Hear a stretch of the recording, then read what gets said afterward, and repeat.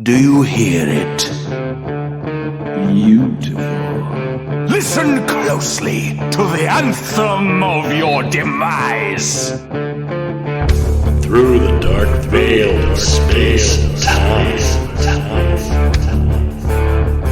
This is Warp Chatter.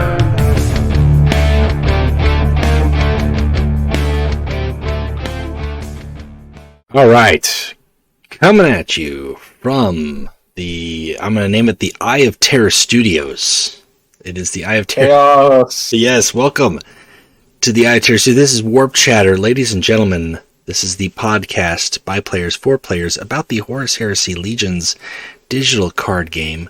Horus Heresy lore, Warhammer 40,000, everything that kind of encompasses all between talking about the game and the fiction of the things that we enjoy. This is the Warp Chatter podcast. Greetings, my name is Scuff D. I am your host. With me today, I have got my crab co-host Axel Manning. Oh, hello. It is I. And also joining us again today is Dorn Stache. Third time. Thank you again. Third time. You are verging on the friend of the show status. You know, I think you make one more appearance that I can just say, and friend of the show, Dorn Stache is here today. I'll need a cheesy 90s sitcom one-liner. That's it. You come in and then there'll be canned applause and cheers. Dorn. We need a soundboard for this show. I should, yeah. Well, I'm working on it. I got the intros and the outros mixed, and I'm slowly collecting sound bites that I think might be useful at some point down the road. It's a bunch of voice lines from the different warlords. There's some good ones in there. That's it. Now, speaking of that, I wanted to mention, shout out to Ancient Parrot on the main Discord. Ancient Parrot is a player, but he's on the Discord. He's really good at data mining. I have no idea how they do it, these data miners, but he is one of them, and he can get you any emote, any little screen art for warlords or for cards.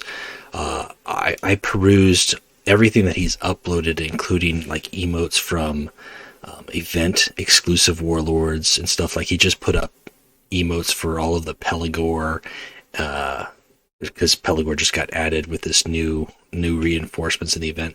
So he puts that stuff up, and I'm trying to make the most of it. But big shout out to him, because thanks to him, I was able to kind of mix that stuff in there with our new intro and our outro. Makes it sound cool. Nice. Yeah. All right. Well, yeah, Dorn Stache is here today. He was on with us last week with Gray Fox, and when we were talking about tournaments and the World Cup, he was in the first episode when we're just kind of doing introductions. Today, the main subject that we're going to be talking about is the Crucible Boss. Crucible Boss mode is a very unique game feature that's not even really within the game. It's really, if you are part of the Discord, I kind of want to talk about all that and the details as far as how it is, but essentially it is like hard mode / challenge mode extreme for players who really want to push themselves, and at the same time there's prizes involved to an extent. I think for first come, first server, first victory type prizes. But I want to talk all about that, kind of the history of the Crucible Boss, what it entails, who's involved, what you can win, and what the current Crucible bosses are. So we're going to get to that in just a short moment. But before we do, I really quickly want to talk about the podcast as it has been going, because we were talking about this before we started the call. So far, so good. I want to thank everybody out there who is listening, who is tuning in. Hopefully you're sharing it with any others who you know, who are in your lodge or who are in your social platform, or even just friends who are interested about the community or the game itself. I appreciate it. We've got a lot of listeners coming in. The majority, this is just from the dashboard here that I've got through Podbean, but it looks like the majority of listeners are in the United States, with our second biggest listenership in Canada, which I guess shouldn't surprise me, given all three of us. Yeah, given how many Canadians we've had on the show. If I can get a couple more in here, I'll have a Canadian dozen, and then we'll be off to the hockey factory. This man said a hockey factory. I don't know what that means. A puck factory? Is it do they make pucks in factories? Do you know, Axel? You're Canadian. You should know these things. I've never stopped I would to hope so. think. I've never stopped to think to myself, have they completely automated the process of creating a puck? I don't think they're handcrafted. They are handcrafted hockey pucks. There's just like a bunch of like old, like, lumberjack men who are like carving these hockey pucks from puck trees. What are pucks made out of? Are they made out of like plastic, lacquer, enamel, wood? All right, very good question. It's okay. They are rubber. Oh, they are rubber, really? So they are made. Yeah, they are totally factory because 10,000 are made per day. Made from the rubber tree plant. There you go. So they are in fact organic. They are seasonal, artisanal, crafted, organic pucks delivered straight to you from the Canada. Yeah, just pop down to a farmer's market. Pick up a puck or two. Pick up a dozen pucks. Why not? Along with a bag of milk and some maple syrup. Yeah. Well, bag of milk. Our third biggest listenership is in the United Kingdom, and then we've got a bunch of listeners in Germany too. So, just a big shout out to those who are listening. I know, obviously, for some of the countries, English is not the primary language. So, if you are in a country where English is not the primary language, but you're still listening regardless, we really appreciate it. And to kind of go with that, because we've got people all around the world. We've had definitely not your physics teacher on the show. We had Gray Fox last week on the show. If you're in different parts of the world, you're not excluded from the podcast. The podcast, like I say every time, is for players by players. So there's always an open invite. If you would like to be on an episode and introduce yourself, share your stories within the community, how you got involved with Horus Heresy Legions, what you enjoy about the game, as well as whatever the topic of the hour is that we're discussing, hit me up, send me a message or a PM on Discord or on Reddit, wherever you're able to reach me. And I'd be happy to coordinate with you and try to get you on. And we try to work as best we can time zone wise, because sometimes that varies. I'd like to get somebody from Australia, but that's like 12 hours difference for me. So like it would be nighttime for me. That's a hard time zone. That is a hard time zone to get, and yet I feel like one day we'll get there. So, anyways, that is just some little status details, and shout out to the community and the listenership who have so far been very nice, very receptive to what we're doing, and hopefully you continue to enjoy what we're putting out here. So, with all that said, before we talk about Crucible bosses, there's one last thing. We got reinforcements, event reinforcements. For this raid boss, as of yesterday, we have the Kiatari Dominari. I think that's how it's pronounced. The mechanic, one of the automatons. Yeah, one of the automatons as far as the Mechanicum Warlord. And then we got Peligore as Better Titus? He's like Titus Plus, right? He does the exact same thing as Brother Titus. Not the exact same. Well, he does it better. He does it better, right? He's got the same initiative, same health. He pays 1 energy, and he can give +1 to a troop. It doesn't have to be the next troop that you play. It could be a troop that's already on the board. And then he has got that passive that every time you complete a successful quest, you deal 2 damage to your opponent's warlord. Now, I haven't had yet a chance to play him. I'm still getting Brother Titus as my options. I'm cranking up. I'm closing in on 10,000 event points, hopefully by the end of this weekend. Most of those are with Brother Titus, who I have enjoyed a lot, but I really want to try Peligore. Have you guys had a chance to play with him? I have not yet.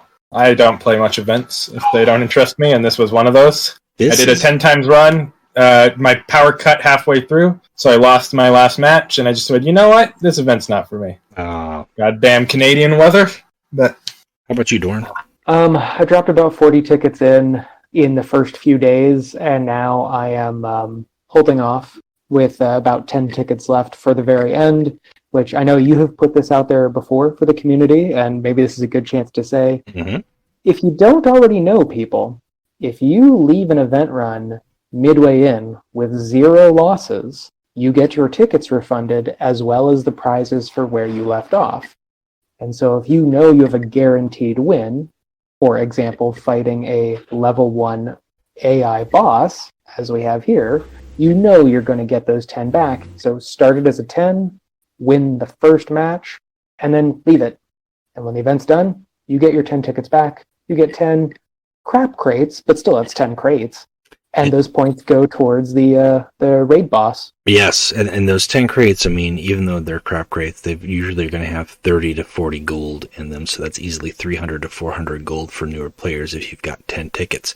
Normally, I can't say normally, historically, when we've had a raid boss, the community as a whole has pushed in that last day to secure the last 100,000 points that were necessary to unlock the raid boss, and we would rally the troops and have everybody dive in for that get your last run started. Just do that start where, as you said, play the first game, win very easily, and then just stop. You'll get your tickets back, and your points will contribute to the push. This time around, I mean, we're only, I'm amazed, we're at 432,000 points away from finishing at Moth. Before we were even at the halfway point with reinforcements on Friday, we were already well over halfway to securing Scoria. So in terms of, by comparison to past raid events, we as a community have done much, much better compared to other raid events. Now, I do think, and it's certainly not a complaint, I do think part of that is because Scoria himself, especially 3rd and 4th level Scoria, if it was a better AI, would be very difficult. The AI, however, is really dumb, and it makes those games so much easier. Now, there's still some difficulty in that cheating. 4th battle, where it starts with 1 extra energy, and if he gets off and is able to deploy a low-cost infantry troop and immediately buff them with those free mechandrites that come with his little robot spawn at the start of the match, that can be hard to get past. But if he doesn't get that, then he's just going to have those bots create mechandrites over the first turn or two, and that'll fill up his hand with mechandrites and nothing else. And as long as you destroy infantry, he can't play mechandrites on his vehicles, and you can lock him. And the last 12-win run I had at the 4th tier Scoria, he filled up his hand with mechandrites. He used his special, the random ping, created another mechandrite. So at the end of the turn, he even lost his special card. So he had a hand of just nothing. He couldn't do anything with. And that buys you the time or gives you the edge to really play a bunch of troops. The AI, I think, is really probably the swing factor here. It's just made it so much easier. Whereas Behemoth, which was the last raid boss we had, the AI was just as bad, but it was contingent on just free random damage. It got to do 1 to 3 damage every time a troop died, essentially. It was ridiculous. That's not what we got this time around, and I think that's really been the big factor. The only thing this bot has going forward is its perfect draws that it sometimes gets. I know you're a victim of that, Dorn. I saw you post about that. Not so much the draws, more the in quotes random pings from that laser where it's like, that ping always snipes my stuff. Yeah, all 4 just happen to go to the 1 troop I have, or I have a full board, literally there's 7 targets, all 4 went straight into my face. Yeah, of course. It's a strong card, that ability, but it definitely does sometimes, just that 1 troop that had the 2 health somehow took 2 of those, and you've got 4 troops that have got 7 health. They don't take any, which is okay, but at the same time, it's kind of weird how that worked out. Interesting. Mm-hmm. The hardest matchup I've had with him so far at the 4th level Scoria is he got that perfect first draw where he dropped 2 troops in the first turn, and then he played a shield mechandrite on one of them.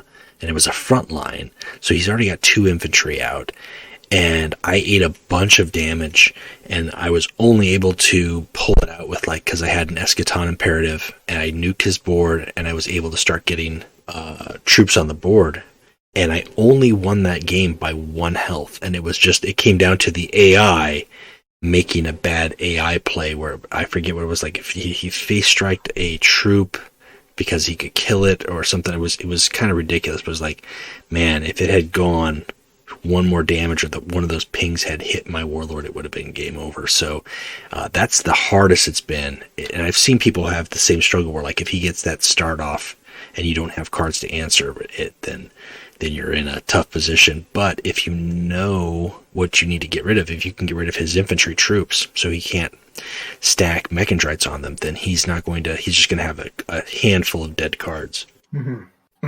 I don't have much to say about the Damatari. I mean, we've seen him before, so I don't know. It sounds like both of you guys have... Countless times before. Oh, yeah, go ahead. Oh, no, I said countless times before. I feel like that's just their generic, well, we're doing Mechanicus and don't know what else to add. So here's Damatari again. It's Damatari. Going back a topic, I will say, I feel like this is the complete opposite from the community from Lord of the Flies. Like, I don't know why people have rallied so hard on this one. And I do understand that, yes, it's easier than fighting the behemoth, but I just feel like there's more community excitement, like just listening to what people say in social spaces compared to Lord of the Flies. I think that's, well, personally, and I know this is going to rile a lot of people's feathers or a lot of people's fly wings, but I don't like Lord of the Flies. I don't. I'm not a fan of Lord of the Flies. I never have been. As far as a character goes in the books, okay, that he's an interesting greater demon, but I've never, I just don't like that ability. That ability itself, where you ignore the maintenance of demons, and then you can drain 1 health. The drain 1 health I don't have a problem with, but the ignore maintenance of demons kind of makes, number one, it makes Ingethel really irrelevant.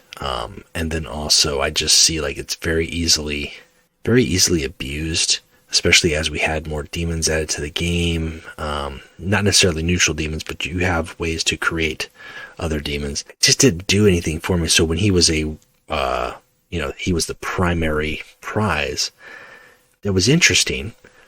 Behemoth being so difficult really made it easy for me to say, I put in, I think, 5 or 6 runs and got squashed by 3rd level Behemoth every single time. I never made it to 4th level Behemoth, and I was like, it's not worth it for me. For that, it made it easier for me to step away. I don't know if that was the case for everybody else, or if there were just people who just straight up didn't like Lord of the Flies and didn't want to play.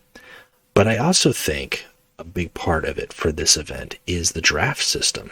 I think that has played a very big part, and I don't know if it is, I don't know if it's fueled by people who are spending gems. All of the runs I've done, I don't use gems. I'm doing fine without it. I mean, we talked about the event draft mode when it first came out, and it's still on the surface is very non-new player friendly.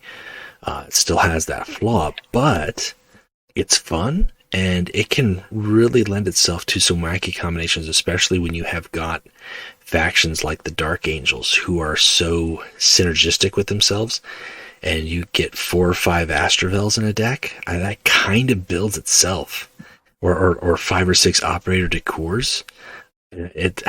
It's crazy. So I think that's also part of it, where that just makes it more fun for people. It's not just like, oh, I didn't get the deck that is the deck to have to win.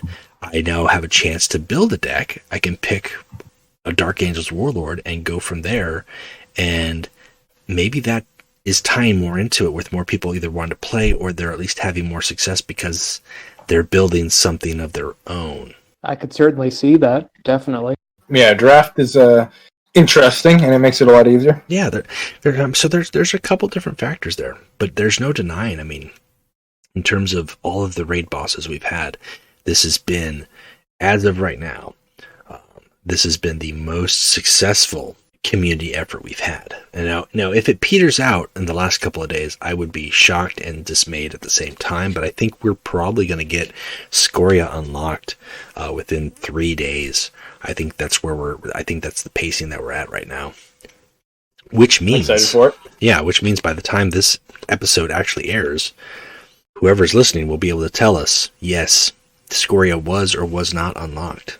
If we don't, you guys have a day, technically. That's it. Give us him. That's right. So if Scoria is not unlocked and you're listening to this now, get cracking.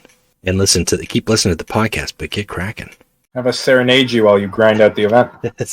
Let us tell you stories of Scoria before he was what he is now. When he just had that, Angry scorpion. Yeah, that carapace before, and you just gave that to yourself, and then you had relentless deal 5 damage 5 different times, or 1 damage to 5 different. It was crazy. It scaled back a lot more. Didn't you have a shield ability or something too? Yeah, it was basically Lord of Flies, where it's deal 2 damage if it dies, or deal 1 damage to eat if it dies, do something, but it was give him a shield. Yeah, so he had get a shield, and then his carapace cost 8 energy, but then it gave him relentless, deal 1 damage 5 times to 5 different to a random enemy. So like it was a guaranteed 5 damage, especially if your opponent's warlord had no troops. Then you were just going to deal 5 free damage, and you had shield. You still had his ability to get shield. So, like, he could even ping and set up him to use his ability to get shield again. Mm-hmm. He was pretty gnarly. I mean, it was... I wouldn't mind getting that version of him as well, but... It's very sad we didn't get that version. Yeah. Well, you never know. You may just completely turn around on us. It might. I'm curious what led them to change that, actually, and not have that version in here. That's a good question. I don't know. I mean, drill site on demand is pretty impressive, and maybe they just thought that would be more simple. I mean, which is interesting when you think about it, because they've got Lord Cypher, who is pretty much, command bridge on demand. We've got drill site on demand. There's a couple warlords, not too many of them, but there's a couple warlords that we're just starting to see where it's just like, let's just give that neutral card to a warlord, and let's give it to him. Here you go. Here's that ability. Like, there's already a couple warlords that start with an energy curve above, so they're already basically playing an asteroid build. Mm-hmm. Or you've got, right now he's just creatable by using the Kalidas Assassin, but the Shipmaster, not the Admiral, but the guy who you can pay to, and then basically you do an abandoned supplies, or you deal damage if it's a tactic. Can't remember his name, but I do know what you're talking about. Yeah. I don't know. I mean, what other neutrals could we... If I had to think, just off the top of my head, neutral tactics that we could put on a warlord that are kind of staple. Asteroid Sanctuary would just be ridiculous, right? Oh, yeah. Abaddon is Seek and Destroy already. Abaddon, Seek and Destroy. Yeah. Targetai is almost a void engagement. Void engagement? Uh-huh. Yeah.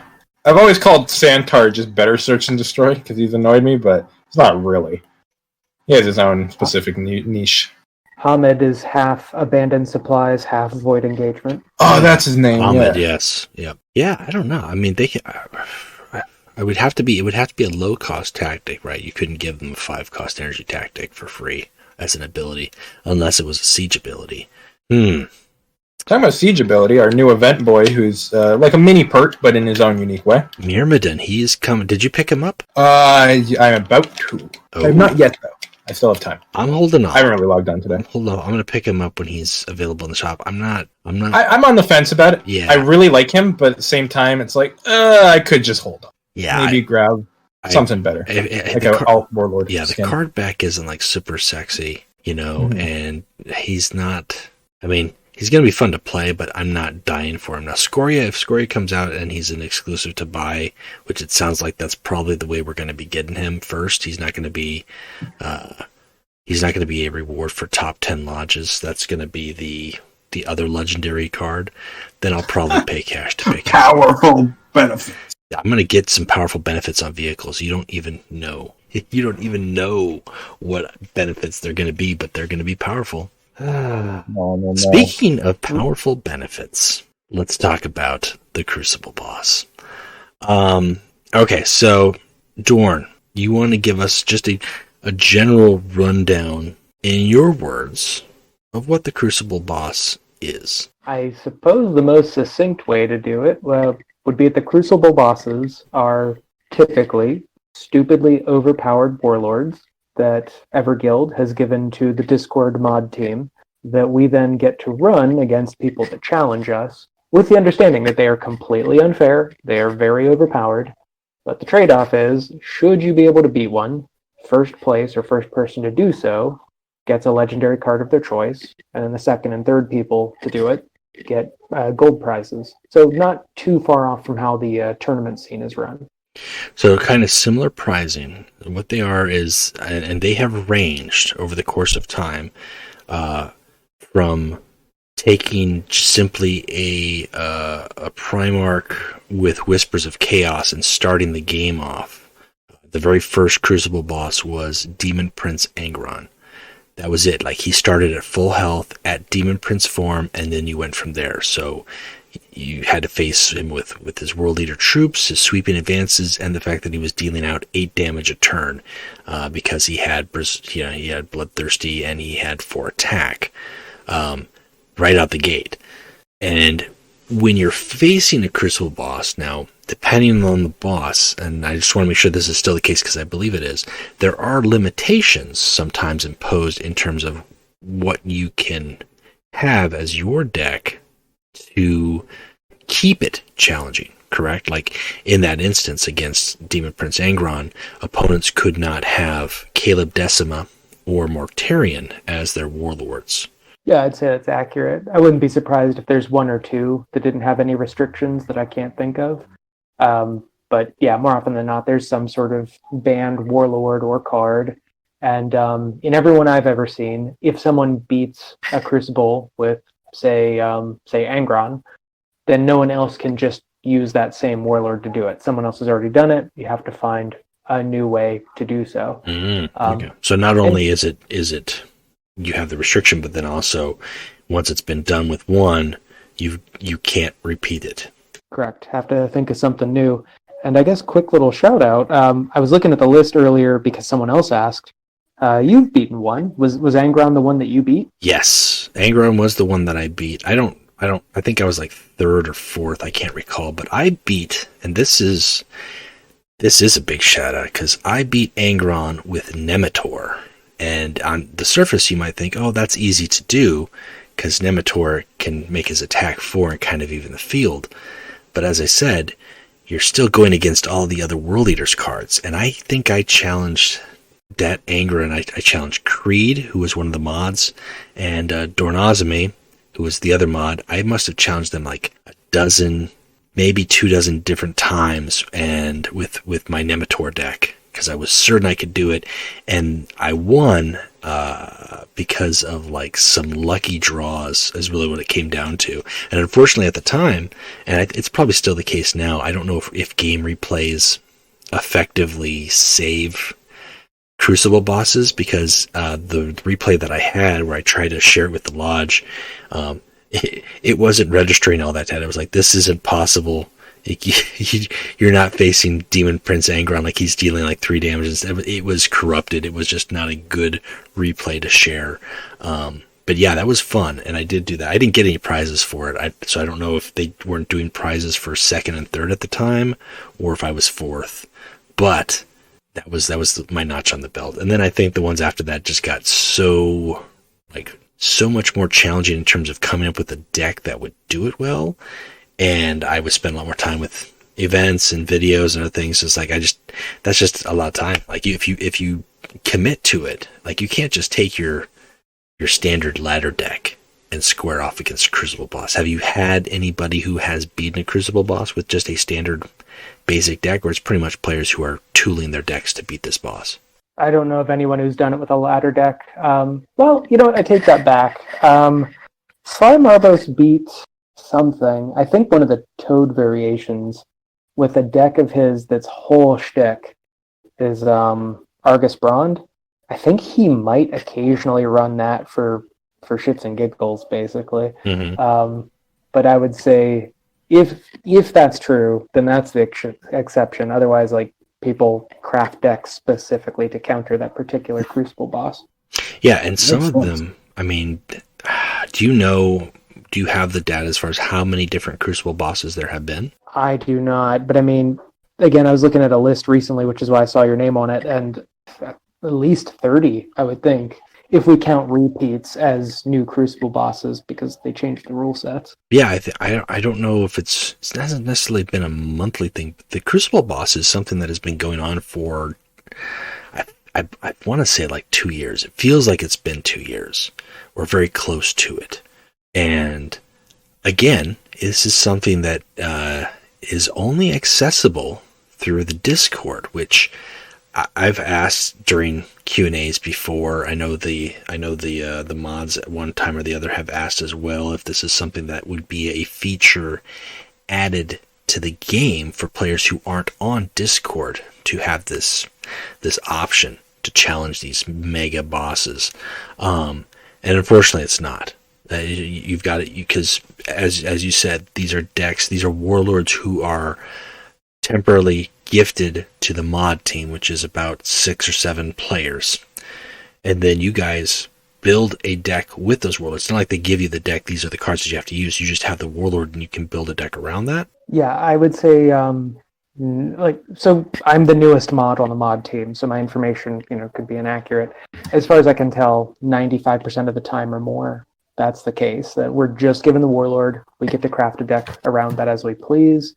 But I want to say there have been a few exceptions, with Hulken being one, where the mods were given a deck for Vulcan that had every warlord equipment that had been released up to that point when they ran that one. Since there was no legal way for them to do that in their account, so it had to be added to their account directly. I see. Because it included cards that weren't normally part of the Salamanders faction. I would say it was almost entirely cards that weren't in the Salamanders faction, other than the 2 hammers. Mercy and forgiveness on that man. The Raven Talon mix. Oh, God. I can probably look it up, actually. And on that note, is looking at the list, it looks like the first post of the Hall of Mame was in June of 2019. So I don't know when that post was made in relation to when the first Crucible Boss was out, but we know it's at least a year and a half. Yeah, there you go. Well, a little over a year and a half, because we got like 3 months to go, and we're in June of 2021. So yeah. Mm-hmm. So I think the Hall of Mame is pretty accurate. It's just missing 1 warlord as well. Well, yeah, I don't know. I think it's missing 2. The Hall of Mame is the pinned messages on the Discord for those who don't know, and that's really where it keeps track as far as who has beaten those Crucible bosses, right? The players who have been enshrined in victory, who have managed to overcome unsurmountable odds. And as I said, I mean, these bosses have ranged in scope for what they do, some of them being simply the Reckoning or the Whispers version of that warlord just starting out at the first turn. Dorn, you said that there is a Lionel Johnson right now that's the Crucible boss? Yeah, I would say the most recent one to be released was one specifically designed for first-time Crucible players, and it is strictly just Lion in his Reckoning form. No fancy rules, no weird special abilities or hidden powers, just Reckoning Lion. Okay, and so you've got that variation, but then you have other warlords who are event warlords, or who are warlords ramped up to an extreme. You had mentioned Vulcan with all the equipment. I know we've had Command Post, which was an event warlord at one time, and then they were given. You guys were given the Crucible version of Command Post, which was bonkers. And then there's been some Titans that are even like we're talking about games that end in 3 turns. Oh, Sinister. Yeah. Sinister's second version is still unbeaten. And I'll say I'm trying to get the restrictions lowered, because as it is right now, I don't think he is beatable with the current rule set. The current rule set bans all ward, silent death, and I think someone said even Russ and Garo were on the ban list. I recently argued for Alaxis Nebula to now be allowed. I'm hoping to push for more, because I've run some games against all kinds of stuff on the ban list, and I just don't think it's that big of a deal. Like, there's really not much Russ or really any aggro warlord is going to do to this Titan. Mm-hmm. Plus, Nebula was allowed for Pegasus, so I don't see why it shouldn't be allowed for Sinister. And for those who don't know, do you want to break down what Sinister's what Crucible Sinister is? I guess two things. I will say, Alaxis wasn't really allowed for Pegasus so much as the moderator running the fight forgot that Alaxis wasn't supposed to be allowed. Yeah. So, allowed in quotes. That's what I mean, allowed in heavy quotes, but... As for Sinister, so typically we would keep these a secret. Like, you're supposed to find out what the Warlord does through play, but Sinister's now been out for so long, there's really no point keeping this a secret. He's Psychic 2, or I guess to start at the beginning, for those who have no idea what this is, similar to Canis, he is split into 5 parts: 2 hands, 2 shoulders, a head. So he's an Imperial Titan. Yes. And coolest variants, mind you. Yeah. Though he has Psychic 2, all of his abilities use energy except for one of the hands. And I'll finish with that one. Okay. So first off, the head, for 2 energy, gives a shield to a body part, but also gives you, I think it's Psychic 2. So you generate more psychic power and get a shield with this ability. No downside there. Correct. And then the one hand for 2 energy, and this used to be a siege ability in the first version. Now it isn't. Shoots for 4 damage and deals 4 to the adjacent targets or the adjacent units to the target. So it's 12 damage total for 2 energy. Oh, so 12 for 2, and then the fact that it's not a siege, basically, you good luck putting anything on the board under 4 health. Yes. And then, speaking of keeping things on the board, the 2 shoulders are, for 1 energy, deal 1 damage to every enemy on the board. And then lastly, the other hand is for 5 psychic energy, deal 15 damage, and stun the target. So basically, by the time you get to 50, you bank 5 energy, 5 psyker energy, you deal 15, and at that point you probably have at least dealt 5 to 9 damage prior to that. So just in what the arms do is 24-ish damage that can then be reloaded and fired again in another 2 turns. Yes. So drop in some drilling sites, and it's really stupid. Right, and that doesn't, like I said, like that's not counting cards played. So you throw in drilling sites, or you throw in frontline troops, or tactics that are dealing damage. That's pretty much game over by the time that fist fires. Well, at least his name's accurate. Sinister. Is it not Sinistar? Sinister. It's Sinister, which is High Gothic for Nightmare. It should be Sinistar, like the arcade game. Beware, I live. Oh, that was from Midway, right? Yes, man. The first time I played that, I had a panic attack when I heard that in the arcade. I was like, oh my god, why is it chasing me? It was like asteroids on crack. I'm just shooting stuff, just floating around, and then suddenly... You think you're doing good until this giant, basically, Unicron comes and like eats your face. So, now, you had mentioned that Everguild gives these warlords to you guys, or decks, depending on if it's a specific custom deck. Are the Crucible bosses brain children of the mods? Do you guys pitch ideas, or is this just something that they come up with all on their own? I don't know if Everguild has come up with their own. I know that all the ones I'm aware of have been ideas pitched to Everguild from the mod team as a whole, but I would say primarily the 2. Yeah, I was going to say, the 2 I see doing it the most. And if you can get the time zone to work out, they would be far better guests on the subject than me. Would be Creed and Big Bullies, who clearly have some sort of sadistic streak, because the things they pitch, the things people have fought are insane enough. If people knew the stuff they tried to get made, it's just insane. Well, and that's half the fun. Like I said, I mean, normally you're not supposed to know what the bosses are. It's always been, it's not like Reckoning or Whispers that you can kind of look in the card collection and find out. These cards are not visible. They're not viewable in the collection. You can't find out what they do. The only way to find out is you go onto the Discord, you go into the Crucible channel, you find who's available, which mod is available for a challenge, and then you initiate a challenge, and then you face them in game. The load screen comes up, and then you're greeted with whatever the boss is that you're facing, whatever ability they've got, and then that's really where you kind of see how far in over your head you are. Yeah, I remember my first Crucible. I will say, in regards to not seeing them, was it Chasm or Karmatos that accidentally got a hold of Crucible Abaddon? I'm not sure. I know one of them did. Yeah. I know exactly what you're talking about. I can't remember which one it was, because I forget who bragged about it once.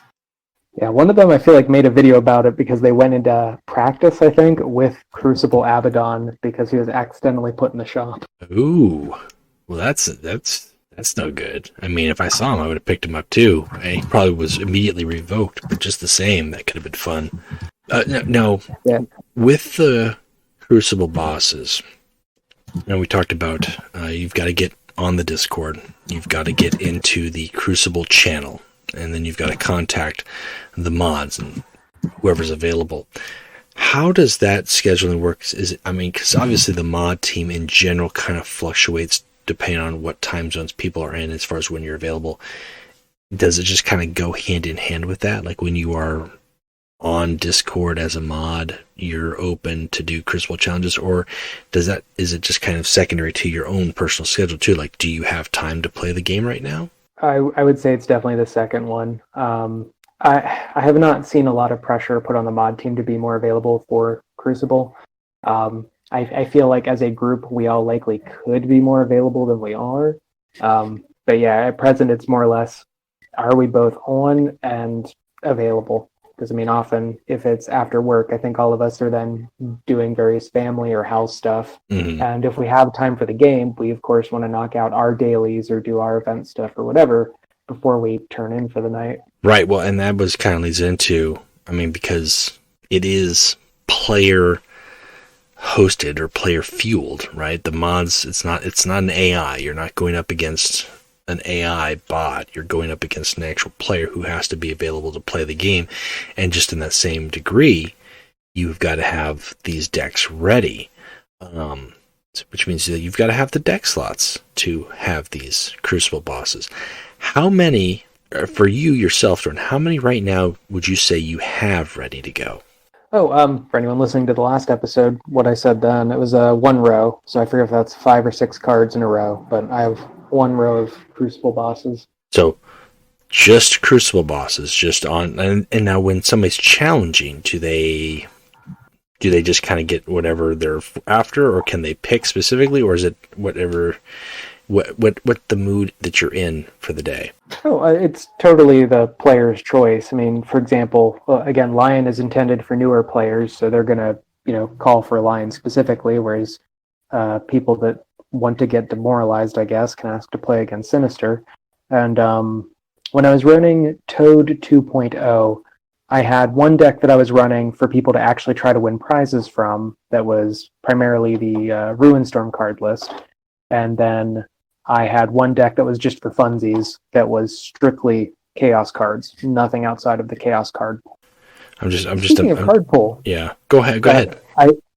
I found a Hulken screenshot from July of 2019. Would you like to hear what the deck was? Oh yeah. Okay, so this is Vulcan the Reborn. Crucible Boss. Yeah, the deck is Hulken Smash, and you start with Vulcan Reborn, so you've already got the 3 damage, I'm assuming.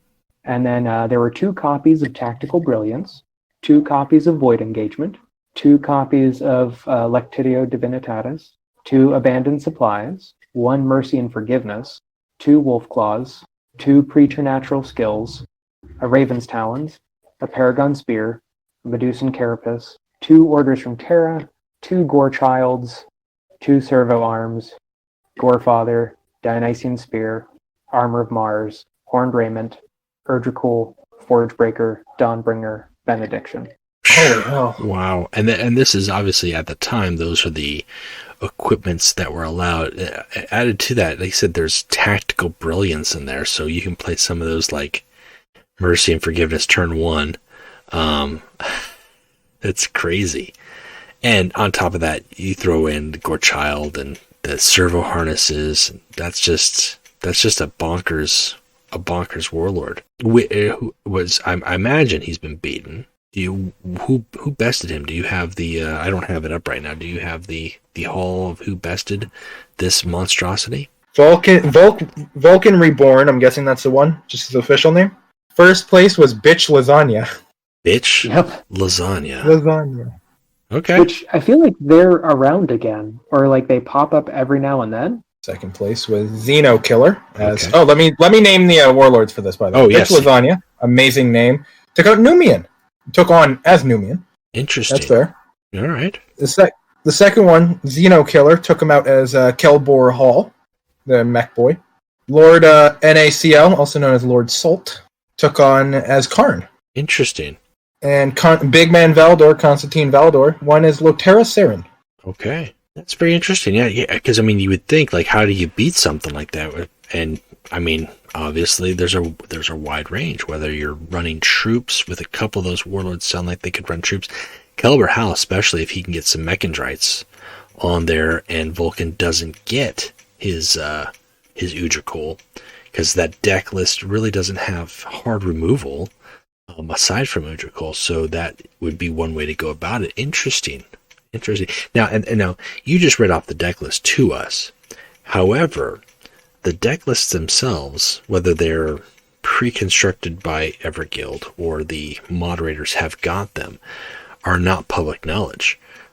That what you know is all you know is the name of the warlord, and gradually, depending on if you are talking to somebody who's faced it, or you're watching a stream or a game replay, you find out what that warlord does, and you might see some cards that are being used in the deck, but you have no idea what else is in the deck. So I could only imagine, the first time you square off against Vulcan Reborn, you're thinking, okay, it's Vulcan Reckoning, and then he plays Tactical Brilliance into Servo Harness. Yeah, I can only imagine what kind of thoughts might be running through your head. If you're crazy enough, you can... sorry there, Dorn. I was going to say, if you're crazy enough, you can find all 30 cards. It'll just take a while. Yeah. If you'd have to just play him like 10 times to see the whole gamut and be like, oh, I see what I'm up against now. The first 9 times I wasn't sure, but the 10th time, now I get it. Well, that's possible against Hulken, but like the others, I mean, just like the players will do, we tech stuff in and out depending on what we're facing. I've certainly gone into a match and then realized, I think I'm going to want Edict of Censor going forward. Okay, and now when you're squaring off against opponents, they challenge you. Do they have to tell you what they're taking, or do you just find out as you go too?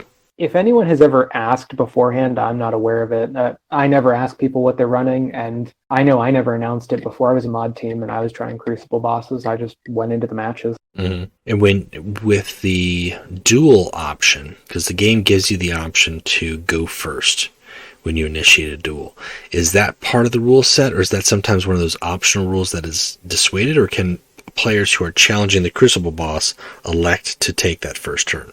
Thank you for bringing that up. I actually forgot to mention that. So as far as I understand, if you're challenging a Crucible boss, you get to always select go first if you would like to. That is big, as I think the first 5 or 6 times I was using Nevator, I didn't know that.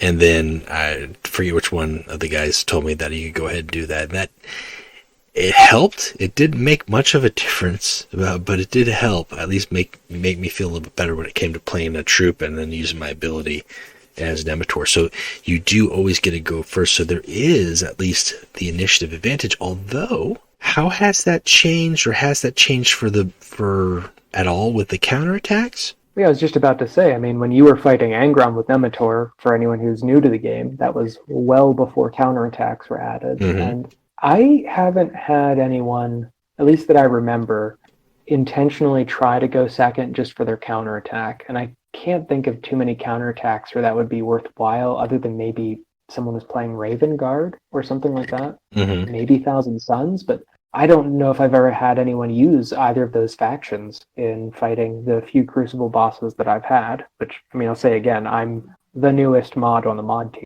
so I've only run so many of these. Interesting. But you guys, as Crucible bosses, you still get the counterattack just the same as a normal game. Yes, you get the relevant counterattack for the faction you're playing. So For Sinister, I have I think I have a counterattack. Maybe I don't. You know what? I'm not sure. I know for Toad, I think I did. Now suddenly I'm having a moment of not being entirely sure. No. I might actually have counterattacks. Now that you're thinking about it, you're like, wait a minute, did I even? What faction does Sinister even belong in? Is he a mech or is he a Chaos? Well, he wouldn't make sense to be Chaos because he is a loyal Legion, I assume. This is a good question, and I'm sorry for not being prepared. If I wasn't using the same device I play on to also be how I'm on the call, I would check right now. I feel as if it's just me just asking awesome questions. I'm just throwing you for a loop. Let's get some people on here and just start stumping them with amazing questions. No, I don't know. I would imagine the game itself couldn't deny you the counterattack, but that's something to consider. Because, I mean, yeah, if you're going against, say, Mechanicum, like you're going against a Mechanicum Crucible Boss Warlord, and they've got that little extra bit of extra energy, that can be a pain in the butt. Or Orphans of War or something like that, where they can damage and get some extra energy on top of everything else that you guys are getting. But going first against these Crucible bosses, especially when they can dish out a lot of damage in a turn or just secure the board in crazy ways, I guess you probably have to just take what you can get. Because some of those, I don't think you could, if they go first and they're already hitting you before you even get to do anything, it just doesn't seem like it's going to be a fun time. I really can't think of that many counterattacks that you would actually want. No. Now, how often do Crucible bosses get released or get added? I mean, let's say there's 3 out there right now. All 3 have been beat. Do they have to get beat before every guild gives you new ones? Or are there, because there's some, like you said, that haven't been beaten yet, and there's new ones that have come out since then. Is there an ebb and flow, or is there a certain structure for how often they're released?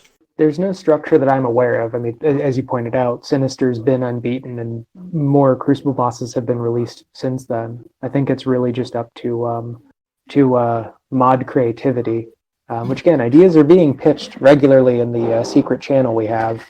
So I think it's just down to how often they get every guild's attention, and then they're made. And then if people have time to actually play them. Because, I mean, sometimes we'll have one ready to go, say Toad 2.0 or Lion, but they're not released because no one's made a deck or tested out. Because even after we pitch an idea, we still haven't settled on what the rule set will be. So those optional rules as far as like, well, I mean, here's the idea. That's the Warlord. Is there any? That's when you guys then start to have to think if there's going to be problems, or they're going to be certain cards or Warlords that are just going to still be able to run rampant on that particular build. Pretty much, exactly. And so I try to test stuff out ahead of time to figure out, well, I guess we all do.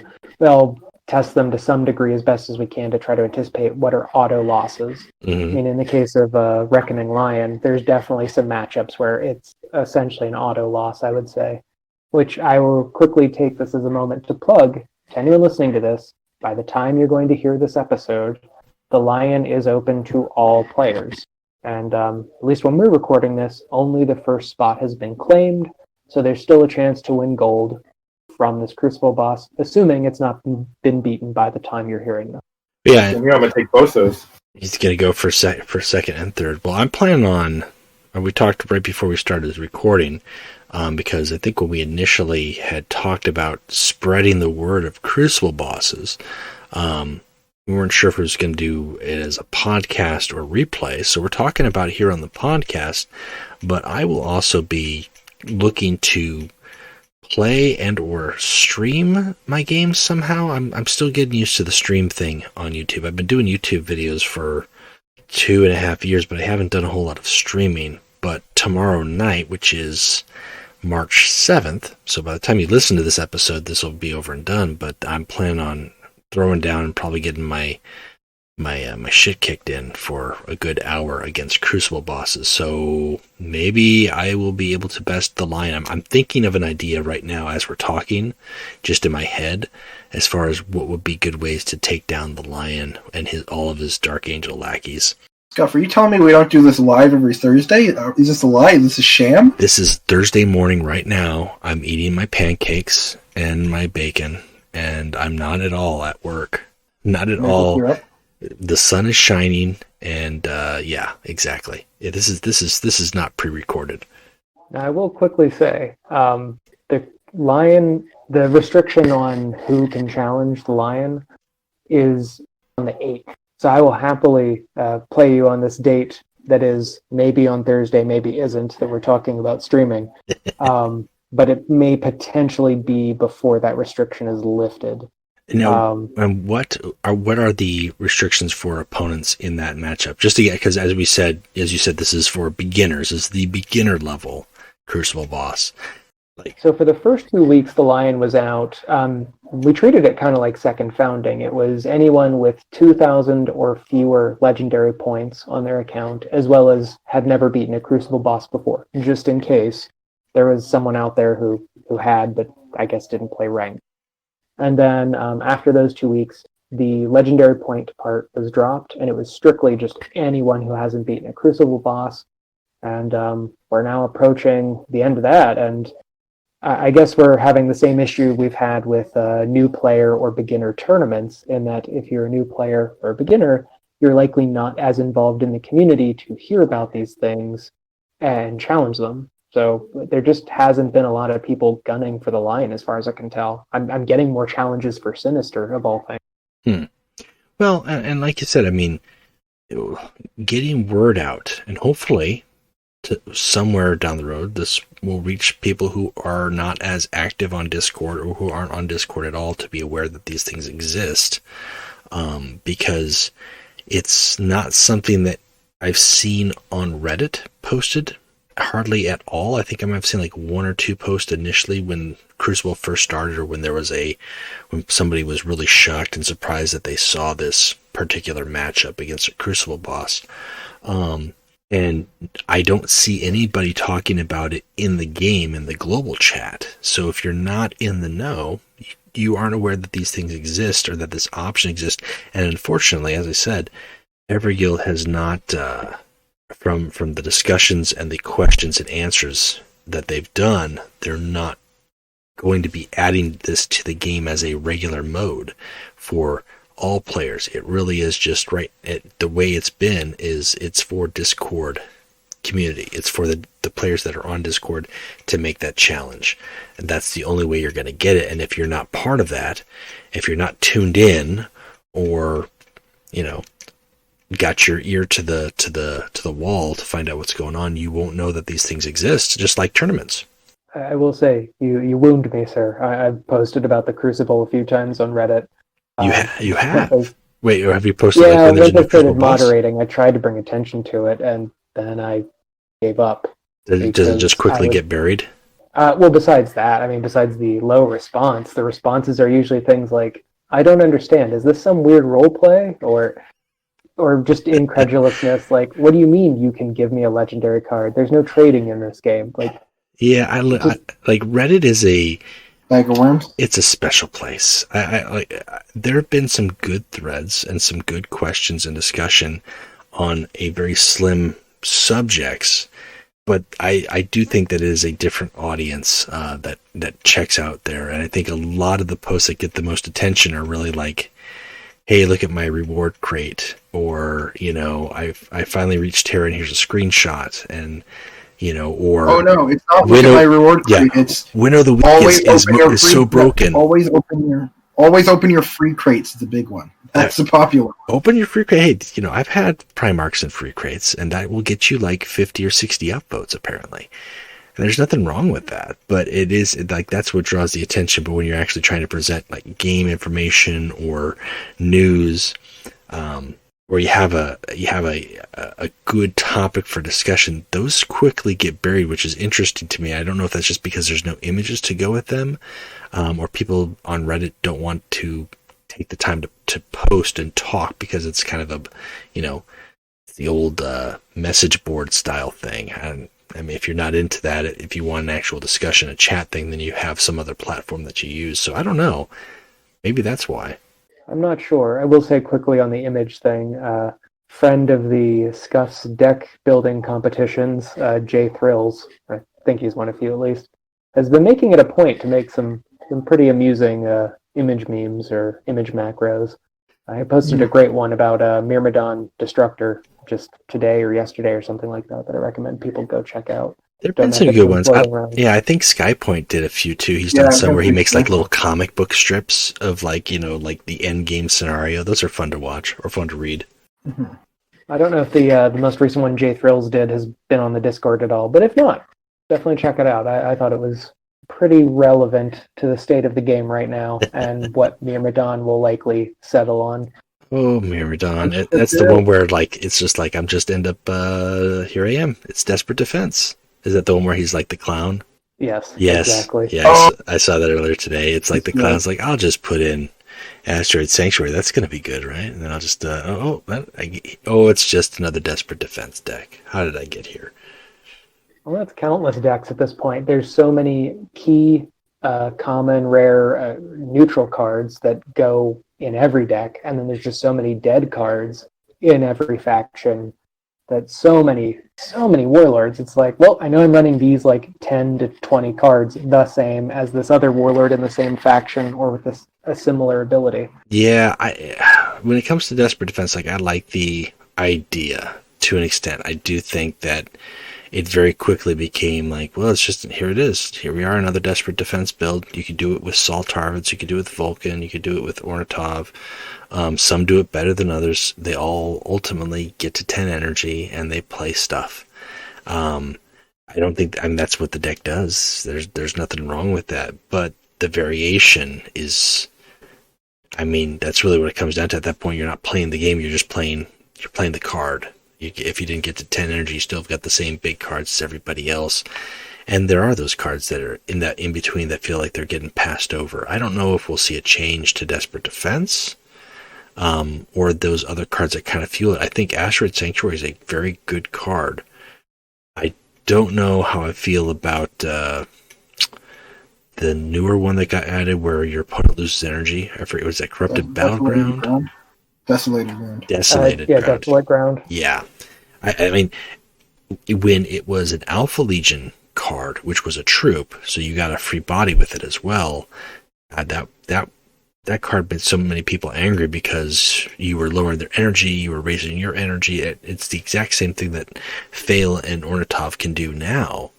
But then on top of that, their end game is not harrowing. Their end game is playing large 10-drop troops, while you're still at 6 energy. Yeah, it's a bit much fighting an Ornitov that's going to do that. But whatever, they've chosen to add it to the game at this point. So Desperate Defense will live on. That's it. This is where we're at. Alternative to DD? I think there's a lot of alternatives. I think if you're aggressive enough, you can take them out. Oh, yeah. I know there's alternatives. What I mean is, like, what was our event alternative? What was our option for DD? Was it assassination attack? No. The alternative was it was very similar artwork, and it was 10 cost, and then I think you put in play 4 or 6 demons. Like it was not like they didn't have frontline, but it was just straight like, here's a bunch of demons. Which one? Assassination attempt again. Assassination was the opposite apotheosis. Of apotheosis. Yeah, apotheosis or assassination attempt, and they did, and that was a very tight battle to choose between those two. God, we didn't get it. It looked so awful art-wise and ability-wise. I wasn't a fan of the art, but at the time, Erlin was still a very viable powerhouse, and that's really why a lot of people drove away from it, was because it would just make him even stronger. And then following that, by a month or two later, he lost his extra card, and he's in the state that he is in right now. Poor Erlin. Erlin's gonna rip your face off because he's sad about his own. That's the proper response to any traitor, is rip their face off. Little yeah. Horace would know about that. I made the mistake of playing that emote out loud at my work one time, and I got some heads turning, and I was like, I'm really mad at this TPS report. And I don't have TPS reports, I have other reports, but that was my excuse. Which is why they were especially confused. They really were. I was like, I was talking about the little paper print side things, what are they called? Faces. Oh God, you remember this? Okay, I'm going to date myself for the umpteenth time. You remember a long time ago when printers came in reams of paper, but they had those little holes on the side, the dot matrix printers. Yeah, I don't know the name of those little strips on the side, but I assume they were for like a gear or a sprocket Yeah, or something they to would pull the paper through effectively. they would like feed and like pull through like through a wheel. I want to say it was dot matrix, and you'd have to tear those off, and then you'd also have to tear the pages separately because otherwise they would all be stuck together as one giant fold thing. Oh man, wow, we've come so Man, far. I loved those as a kid. One, constantly made stuff out of the little side strips, but then two, to have sheets of paper that could just run as one long strip. I made so many illustrations that ran well past a standard 8.5 by 11, just because of the novelty of it. Yeah, my mom would bring home from her work like old monthly reports, and they would be like stacked to like 30 pages thick, and it would basically be like a free drawing book. Like I'd flip the report over so all of the printed data was on one side, and I get the blank side, and I would draw on those and make comic books and stuff out of them. Wow. I don't know how we got on that tangent, but we were talking about ripping our faces off. No, As ripping one trader faces off. Yeah, ripping the traders' faces off. That's what you do.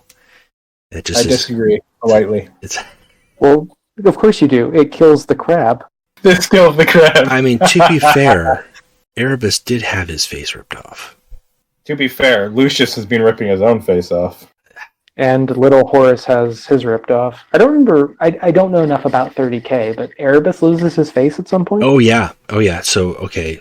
So this is. I don't think it is in a short story. I believe it's in Fear to Tread, and this is when Erebus tries to double cross Horace and turn sanguineous, and fails. And at the end of it, Horace pretty much finds out about this plot and has a meeting with Erebus, and it's basically like, yeah, I know you tried to turn sanguineous and replace me, and he kind of like, does the whole Jack Palance and Jack Nicholson thing. Is like, you my number guy, but then he takes his power claw and like carves off Erebus's face and like rips it off of him, and like Erebus is all weeping blood and like is disgraced, and then he takes, and that face, if you look at the old artwork of Horace, or not even old artwork, the artwork of Horace, that face of skin that's stretched across one of his shoulder pads is supposed to be Erebus's face. Now down the road, Erebus, I think, regenerated or regrew it back because that's what he's done. He's come back from having his throat cut or whatever dark rituals he's done. But the whole point is that part belongs to Horace because he didn't like what Erebus was doing.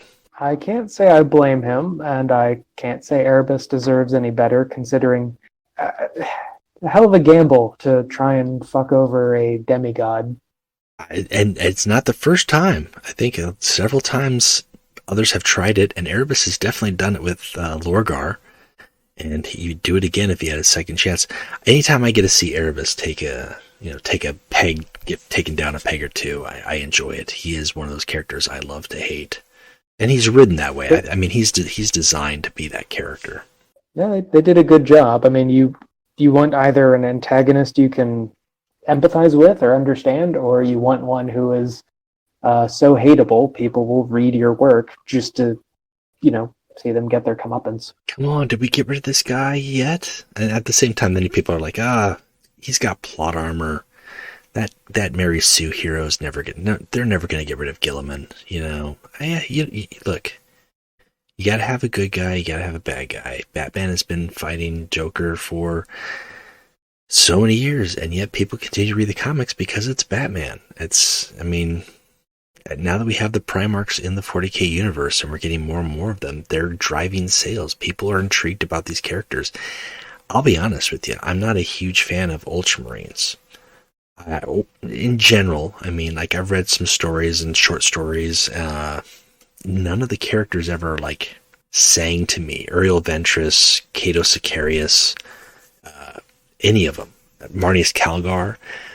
But I would be more intrigued to follow stories about Gilliman because, number one, I've read stories in the Horus Heresy setting, got a little bit more understanding of his character.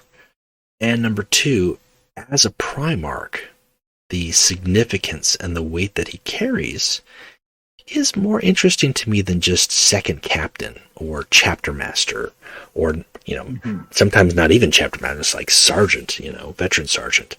Now that being said, I mean, there are plenty of other characters who have not been Primarchs who have been really engaging reads. But that's just my take. That's one, for me, I don't mind Guilliman being in the 41st millennium, in the same way that I don't mind that Magnus and Mortarion are back in the 41st millennium. It makes for good stories to have those two powerhouses at odds and ends, much more so than Nurgle Pulse Bucket the third, toxic, plague champion, just another faceless space marine who we've had facing off against another faceless space marine hero. I mean, we've done that. Black Library has done that for 15, 20 years. And I think it's good to shape it up and bring in a little bit more gravitas to the characters and the stories that we read. Mm-hmm. Well, for anyone new to me, I guess, in my opinions, I'm on the opposite end. I want the Primarchs kept out of 40k, leave them in 30k, which didn't exist when I got into the hobby. Well, 30k as a book or as a setting didn't exist. The lore kind of did, and that's what intrigued me when they started printing the books, because I always wanted more about the 30k lore. So I guess that's where I fall. That's like I was already willing to buy in to find out more about the Primarchs. I like the Primarchs. I just hope the dead ones stay dead. Now, first off, I agree. I think 40k dead should be dead, but I do want to go on the record to say that Rogal Dorn is no longer confirmed dead, and therefore I want to see him back. I want that's the thing. He was dead. Like, they'll just do more of that, where it's like, oh no, we know in this other thing we said they were dead, but it turned out that character was wrong. Well, I want the Iron Warriors to parade his flaming skeleton to the front doors of Terra. Prove Dorn is dead for me, please. No, never. No, I mean that is an official retcon for Dorn. Whereas the opposite end, Ferrus Manus' fate was a retcon as well, because originally his fate was ambiguous. He was not confirmed dead, and when they went and did the Heresy series and they confirmed, like, no, yeah, he's going to be killed. Like, he's not only going to be killed, like his whole body's going to be butchered and blah, blah, blah. Like, they went that way. Kurz has been confirmed dead and killed. Sanguinius and Horus, obviously, so too. But the fates of, Jagtai and Leman Russ, and eventually, with the retcon, Rogal Dorn, even Vulcan, who did not have the perpetual, feature at the time. It was just kind of like Vulcan suffered massive losses at Isfahan 5, and he didn't really fight in the Heresy because he didn't have a legion, and then he was opposed to the Codex Astartes when it started to get built, but then he just kind of fades into obscurity. Whatever happened to Vulcan? And now there's a little bit more story to flesh out with that. Yeah, I don't know. I'm okay with those retcons as they've done, but I do agree. I think there's some big problems the way they've done retcons, where it's like, oh, I think somebody had mentioned this in a chat or discussion I had, where Black Library's take is everything, whether it is in the Codex or it's in a printed book, it falls under this 40k fluff aura where anything might be historically inaccurate, because not saying like, oh, well, we're going to have to retcon that. Like, they could just say, oh yeah, that turns out that was just a wrong account. Like, that's somebody's perspective of what happened to Conrad Kurz, and that's not true at all, even though in that story there was documented evidence and blah, blah, blah, blah, blah. Like, they could just write it that way if they so chose to do. I'm not a fan of that approach. But taking stories, I totally am. Yeah, taking stories that existed 20 years that were like minuscule sentences, and then decide, I think we can do something better than that. Whether it is giving us a Ferrus Manus death, whether that is making Rogal Dorn, going from dying and being entombed in the Imperial Palace to just being vanished and possibly a prisoner of Trasden or some other force, remains to be seen. I don't mind that. Now, if they brought back Sanguinius or Horus or Kurz, I think that would be to a huge detriment to the lore and to everything that they had built based on those characters dying. Mm-hmm. Well, I'm going to say I expect them all to be back at some point, because that seems to be the direction they're going. They seem to have decided that people like Primarchs, which apparently I'm in the minority. Most people do seem to like Primarchs. And I like Primarchs. Primarchs are cool. The tone of the setting seems to have entirely changed, whereas when I was in the hobby, the Imperium was losing. The Primarchs are dead. That was their chance. Everything is decaying. It's just a matter of how long can humanity hold off the loss. Mm-hmm. There was no changing that it was going to be a loss. And now it seems that the direction of the story has instead become like, oh no, it's an actual battle back and forth, and we've got a plan, and look, the demigods are back to save us. Yeah, I miss the Grimdark all the Eldars as well. folks. Like, I would have no problem if that was still the tone. I think, unfortunately, whether we like it or not, some of that is a shift to try to change demographics. I think some of it, though, is just like, hey, it's time for a change. You know, I mean, whether it is in 40K or in comic books or in long-established, film legacies, things have changed, to one way or the other, whether we like them or not. Sometimes that's not a bad thing. I do think it takes away from part of that, and it's not even nostalgia. I mean, that was just like, there was just something very unique about the grim darkness of 40K, the artwork, the tone of the lore, everything getting into it. When I got into it, it was the same thing. It was like, you got that sense of like, man, this is really, nobody's going to make it out of here alive. And at the same time, you kind of bought into it. And then time has shifted, and now, yeah, there's some hope. Well, I mean, it's still very tempered. And I haven't read a whole lot of the new Dark Millennium stuff, but there definitely has shifted that tone. And I don't know if that is how much of that is just a matter of changing up things to make things more interesting, because we've done this for 15, 20 years, let's change it up. Or if it's, hey, demographics say we need to make things a little less grim dark. I don't know. I'm not. It will make you feel better, Scuff. The Chaos books in the new Dark Millennium are very chaosy and very, like, it's bad for the Imperium. That's my only saving grace from it. Okay. The Plague Marine books, UMs are getting slaughtered left and right. New recruits are stepping into Plague Marine battlefields, walking on fake dead corpses and getting mauled to death. They're being kidnapped and converted. It's perfect for chaos, is all I'm saying. All right. Wah. Yeah, that's always been the case. To me, that's I don't know, that's standard, or where it should be. Oh, definitely. Yeah. As long as chaos doesn't go noble bright, I'm happy. Well, and that was always the kind of thing with chaos, was like, these are all veterans from the Horus Heresy, at least the legions. Like, if they're not renegade Marines, these are veterans left over from the Horus Heresy.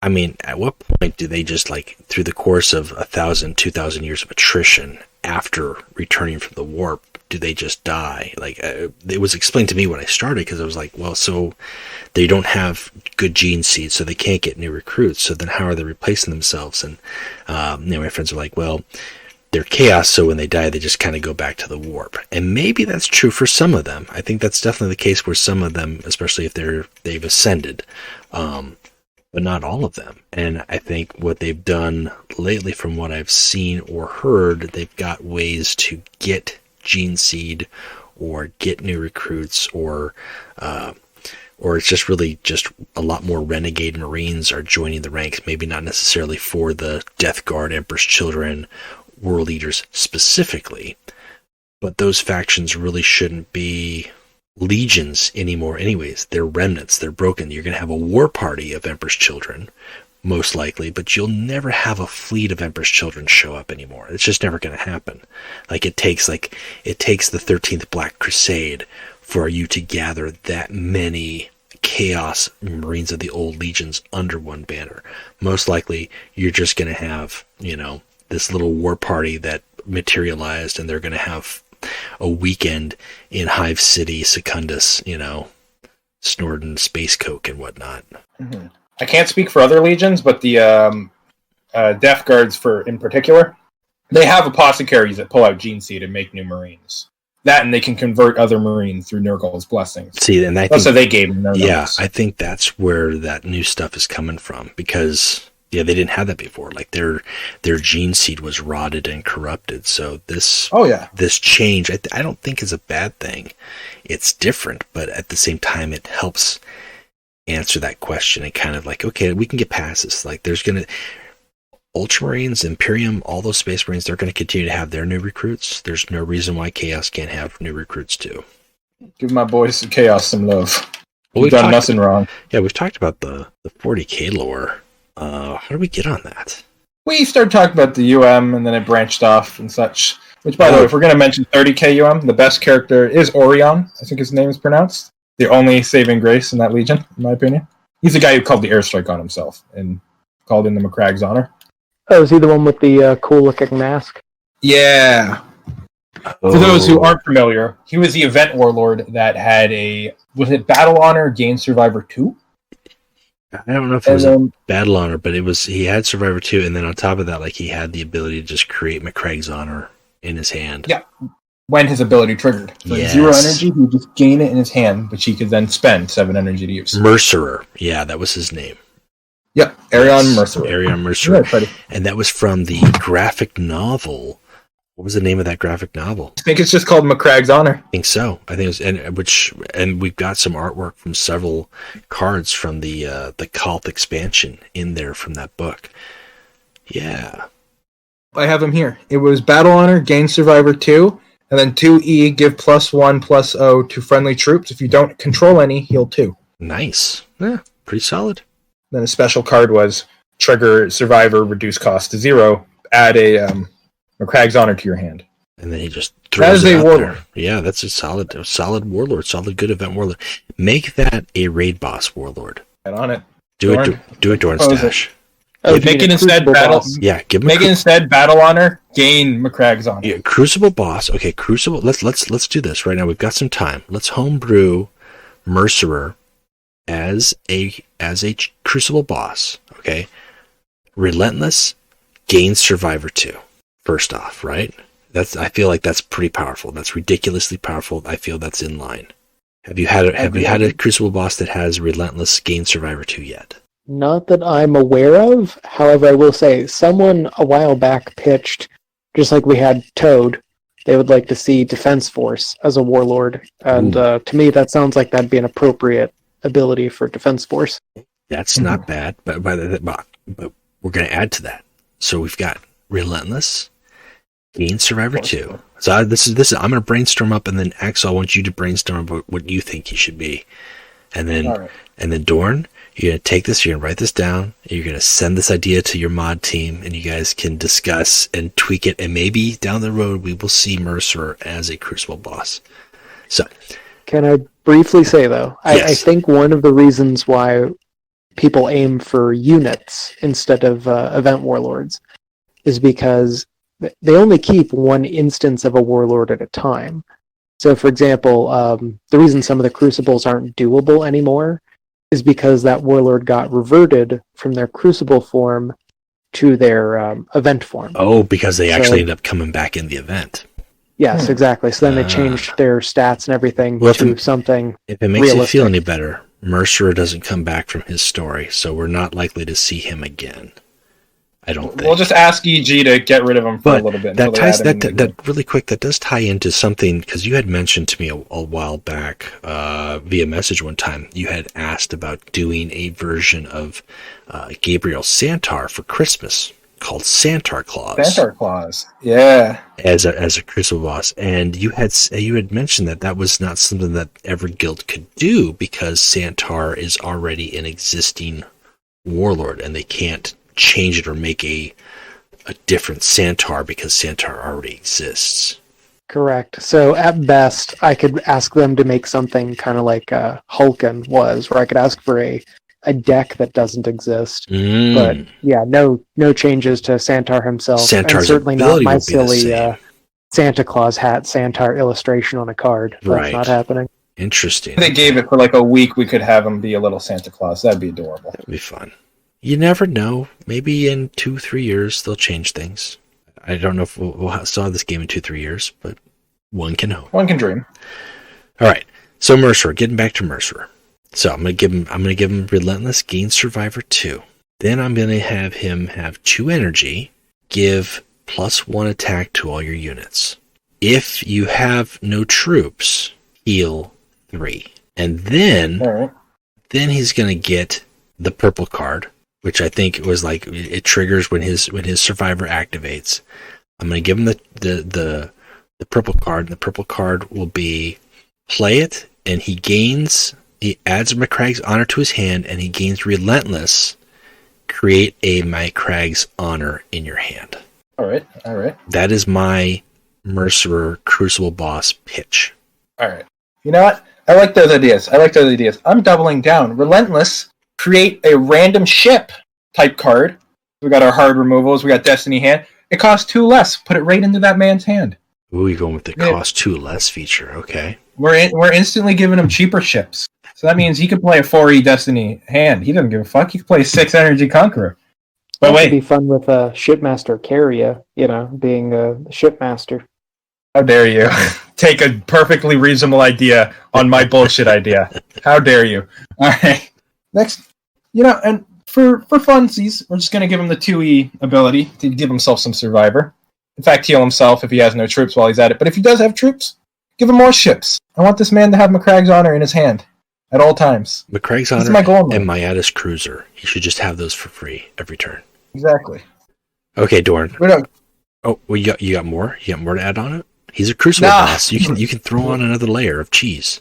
Give him Survivor 10. Have him be a 40 HP Warlord while we're at it. I was gonna say Solithan exists and Command Bunker exists. And Sinister. The heights for cheese are a lot higher than my dream of having endless ships. Take your Denver omelet and then put on a whole bag full of grade A processed, government cheese, and you got yourself a good Crucible War Boss. Okay, Dorn, what is your pitch? I've given you mine. Axel's given you his. Mercer, Crucible Boss. Oh, geez, for Mercer. I wasn't aware. I thought I was just jotting these down. You are, but now, I did write them down. I've upped the ante, and now you must contribute. I hope mine was just a nondescript scribbles. It's just a picture. It's a doodle. No. I actually wrote them down. Okay, so we know he calls an airstrike on himself. Like a Chad. I'm going to say he gets a rage ability. Let's see. Maybe rage 3 damage dealt randomly to an enemy unit. So basically make him a mortar carrier every time he's hit. Okay. Informant. What are those called? Those shitty informants.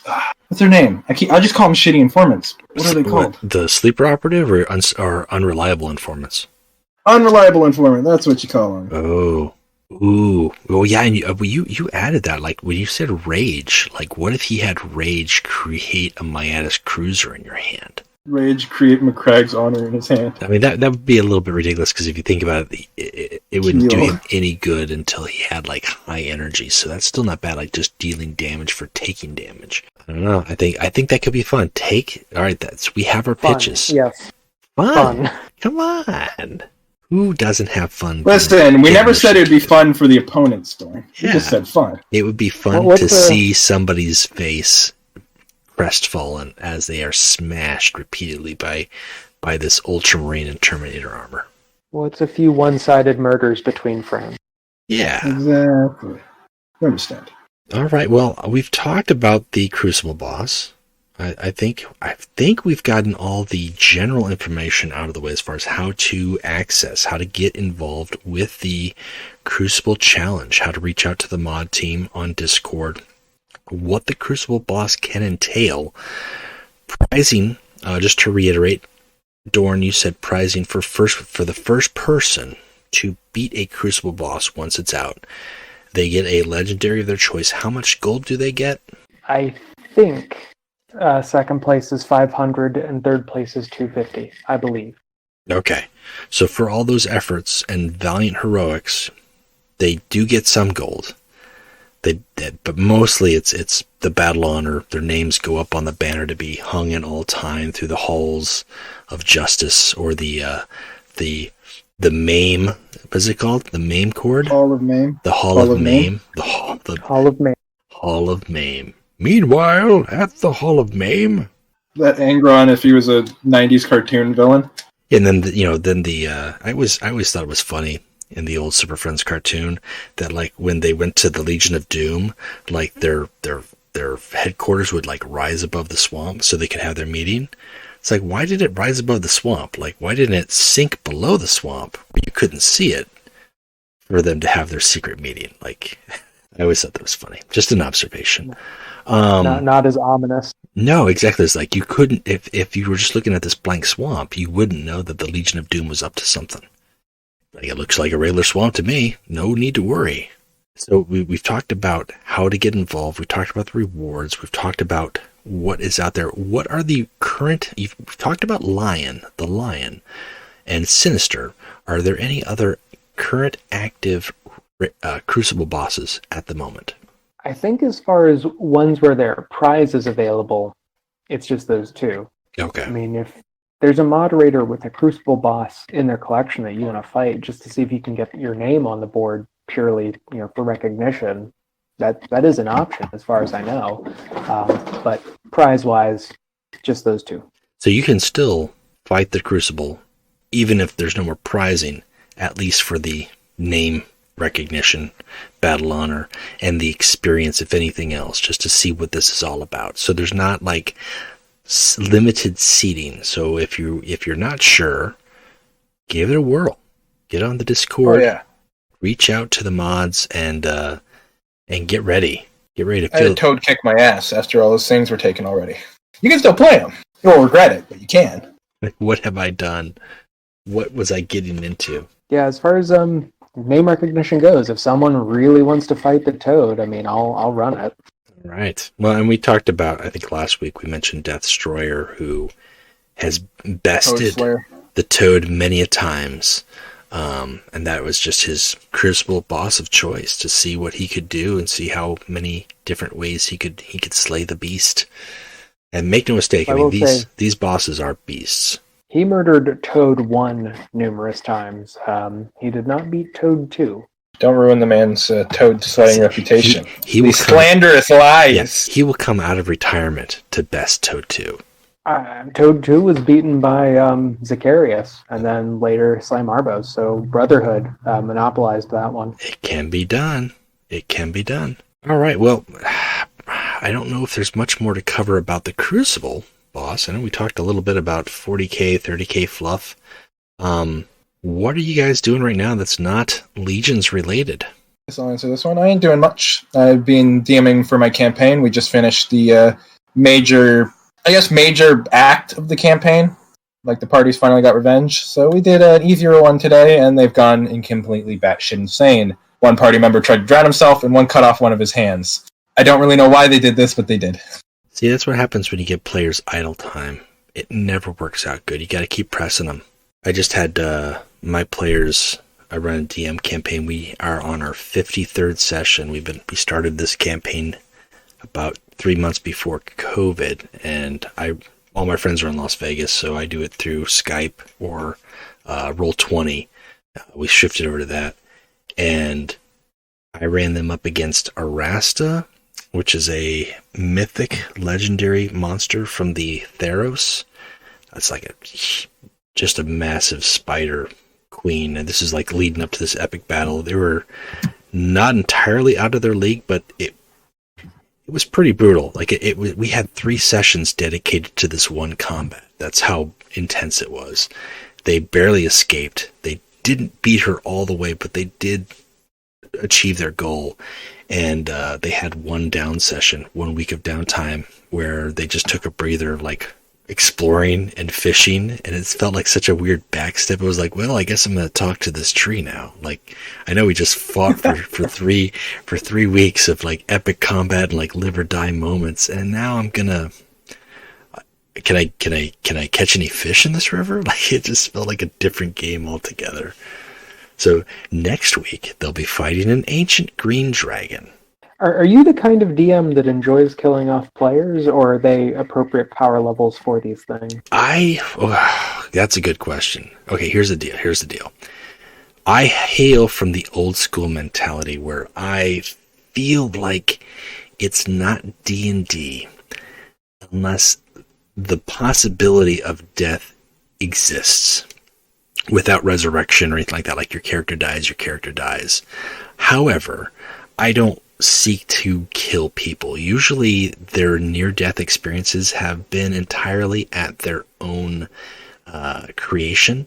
Like, they just don't plan and walk into a lair without like everything prepared or fully at health, and they just think it's going to be a cakewalk, and they trigger 3 or 4 traps, and then they keep going, and then next thing they know, they're in over their heads. So I don't seek to kill them, but if it happens, it happens. But usually they eke it out. Like, I don't pull punches, but at the same time, I don't try to kill them. I really try to play the dungeon and the monsters and the encounter as basic as I can. Like, I mean, if things are not going well for the monsters, or they're smart enough to deduce what who they should be concentrating on, or certain goals aren't being met, that's going to help build the story and build the encounter. It's not just like, okay, the mage has only got 2 hit points left, everybody attacks the mage. I'm not a fan of that strategy. I think that just isn't fun for players. But at the same time, if it were to just magically happen where the mage were to die, then he dies. I mean, that's the game. Fair enough. I don't like killing off players. If it happens, it happens. But I try to keep them around to their level, and I'll give them a warning. Like, listen, I know you want to charge in this cave real quick, but if you die here, you're donezo, buddy. Yeah, I think Dungeons & Dragons 5th edition is very forgiving in that regard. Oh, it is. I would love, because I know you guys are doing, or you have done, the Only War campaign for 40K. I would love to see some new RPG studio pick up something for Horus Heresy. I mean, it seems like it's such a niche thing, and it seems like at the very least it would have been a really easy source book for them to port over from, Death Watch or something. But that would be so cool to do, like a Horus Heresy RPG. It'd be hard to do, especially if you want to go through a marine angle. But well, it would be hard to do to an extent. But I mean, if you think about it, like Death Watch, the Death Watch has got that whole story where like that they comprised of different marines from different chapters. Usually, if you're playing it, typically you're a squad of the same chapter, the same legion or whatever. But in the Horus Heresy, there's so many stories where, like, man, people were just scattered and broken, whether they're Shattered Legions or they were on an isolated patrol or they were doing a rescue mission, and you had these different legionaries meshing together with estranged allies and not knowing who to trust. And it would be brutal if you were not an Astartes, absolutely. But I think it could be really fun, too, especially if you had somebody who was running the session and who really knew their stuff, and if the game system itself was good. I mean, that's always key. If the game system is kind of clunky or doesn't feel like your 40K or like a Space Marine, like that's going to take away some of it. But if it's run by a competent DM who knows what they're doing, I think that could be a really good, fun story. Really, all you got to do is take Only War because of how battles were fought in 30K due to how Marines are. Just take 40K, Only War, and just put it in 30K skin. Easy. Yeah, I think that's probably the better way to go, the easiest way to go, at the very least. And then, you could also... Oh, go ahead. I mean, you could do that with Death Watch. Why pick Only War? Pick Death Watch then for Marine rules. Yeah. For the Marine rules, but then you take Only War due to regiments and companies and such, due to just how vast the 40K, the Heresy battles were. Mm-hmm. That is assuming if you go for like full legions and not Shattered or such. Right. Or like if you're avoiding the kill team aspect. If you're going much more for like, this is a full-on engagement, you and your 10 companies. Yeah, exactly. Are trying to take this planet. How do you go about that? That's something to look into. That'd be neat. I don't know if we'd ever see it, but it'd be neat. Yeah. Time will tell. Hey, I mean, I just realized I have got 5 books left to go in the Horus Heresy series. I just finished Old Earth, and then I'm on to the Siege of Terra, and it's been a ride, and I probably will still be about another 2 years before I finish reading those remaining books, but I'm looking forward to it. You're going to read the Primarch novels as well? Or have you? I haven't read any of them, and I know there's a few that... they're good. Yeah, I know there's a few that are good and that I should. I will read the Dorn Primarch book, like, hands down, even if the story, sadly, isn't about Dorn, which, from what I understand, is what has happened in several of the Primarch books, where, like Ferrus Banus wasn't... He was hardly in it, and it's really more about the Emperor's Children and the Iron Hands. Yeah. But I'll still read it. And eventually I'll probably get to the Primarch books and I'll read the other ones, but I'm not, like, that's the only one I'm really, like, looking forward to, just because I'm an Imperial Fist fan. I like Dorn more than anything. I really would like to see his character get some more airtime outside of the small bits that he's gotten in the Horus Heresy series, which, from what I understand, and it should be, the Siege of Terra series should be really where he has his shining moments. So, what about you, Dorn? What you doing? Still just doodling away, and actually not too long before this call, I had just ripped some audio in preparation for working on an animatic that I think you two know what it is that I'm working on, but I'm going to leave silent until it's ready to be posted. Very nice. Yeah, I'm getting. Yeah, that turned out. Yeah. Well, once it is, where would it be available for people to see? I suppose I might make the first step towards making my own YouTube channel and it going on YouTube, unless someone has a better suggestion of what to do with short animated content. I don't YouTube's know. YouTube's the way to go. Yeah, the way to go. I don't know why it came out wrong. I agree. I think that's really where it would make sense to me.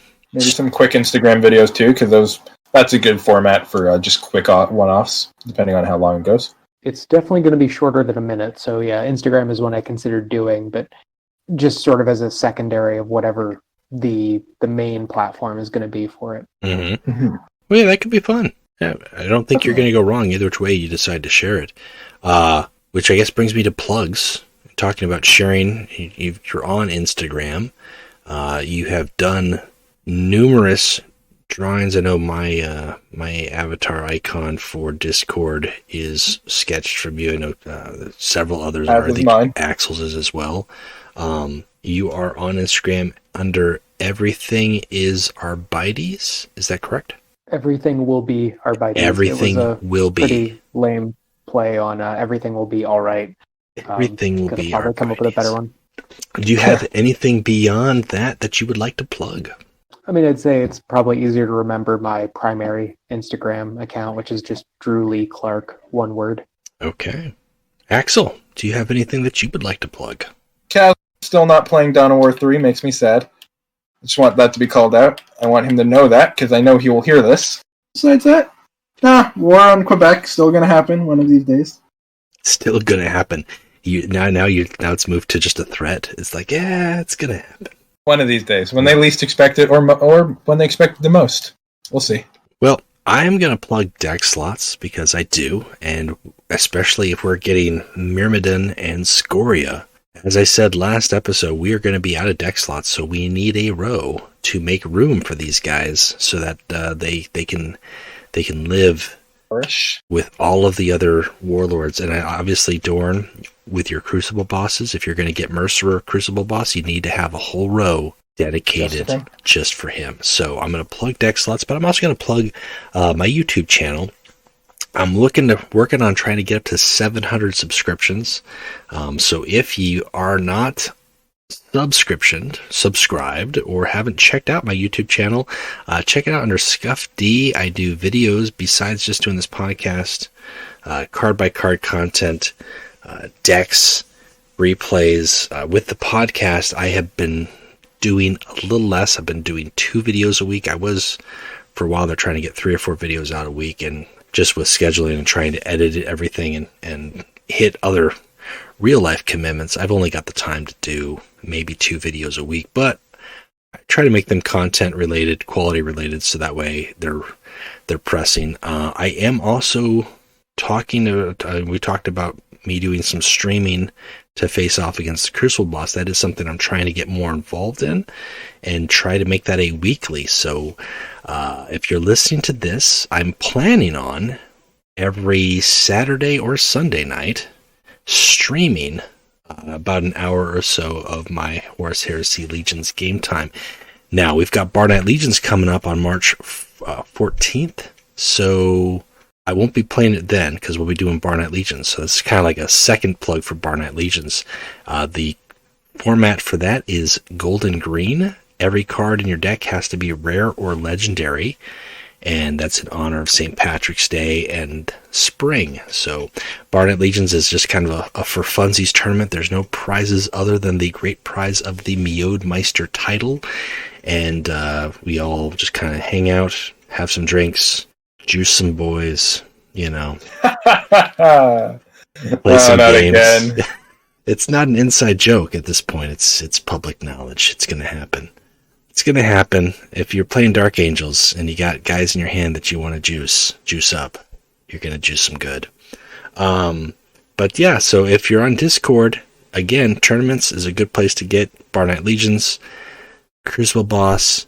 That's about all I've got that's all I've got to plug right now. I feel like that's a lot.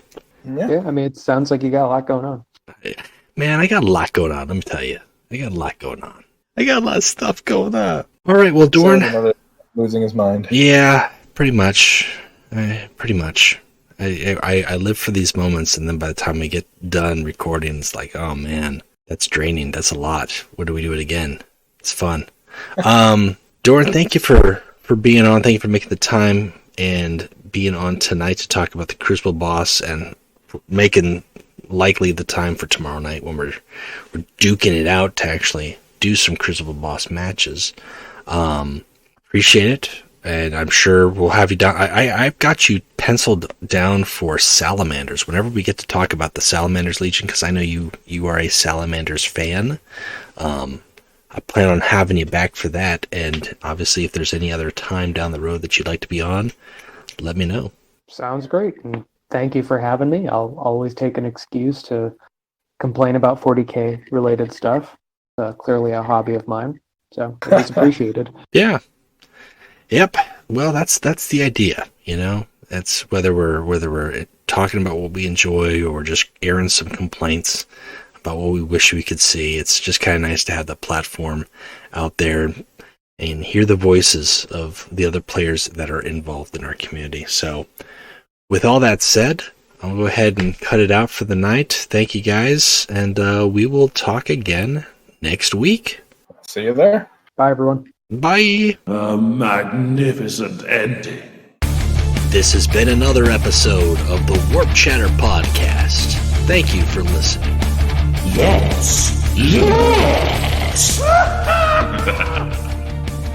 Shh. It's over. Don't fight it.